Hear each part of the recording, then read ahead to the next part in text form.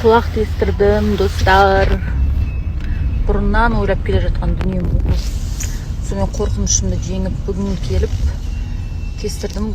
Қорқудың қажеті жоқ. Какой-то 3 секундтың ішінде алды да құлағым тесіп бере салды. Украшение тағып берді. Көке тұр.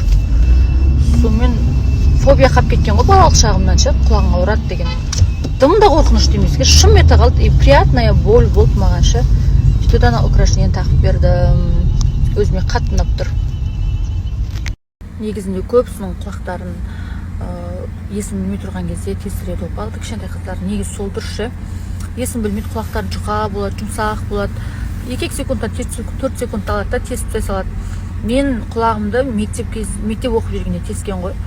Содан менде фобия қалып кеткен. До сих пор помню қалай тескенше.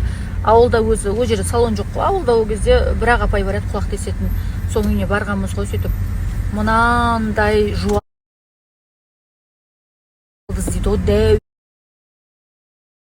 Мен соны алып шығады да, оған аны қоғып бүйтіп соны сабақтайды да, беркел деді. Сонымен бардым, үн жоқ қой. Спирт дегенде жоқ, құлағымды майлайды да.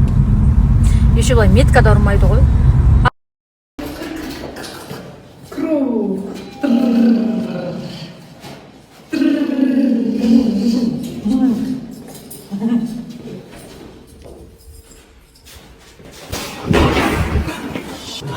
Құрметті достар, в общем эфирдамыз. Эфирға келдік, солар бері жүрген жүріс. Менің қасымда Қайырлы күн баршаңызға. Моя любовь, моя неповторимая. Бүгін жобадан кете ма, кетпей ма? Барлығын енді бүгін көреміз. Бір настроение жоқтау болып тұр енді, білмеймін енді. Бұл жақта маған қиын болып тұр ше. Кеңіз қалай? Жақсы жайын жүріп жатырмыз. Мен сұрақ қойып жатырмын, бүгін Алмат немесе Аягөз қайсысын кеткені дұрыс деп. Сіз қалай ойлайсыз? Мен білмеймін енді. Мен қалам деп те айтпаймын. Қалам деп те айтпайсыз. Қалмаймын деп те айтпаймын. Қалай десем ба таңда.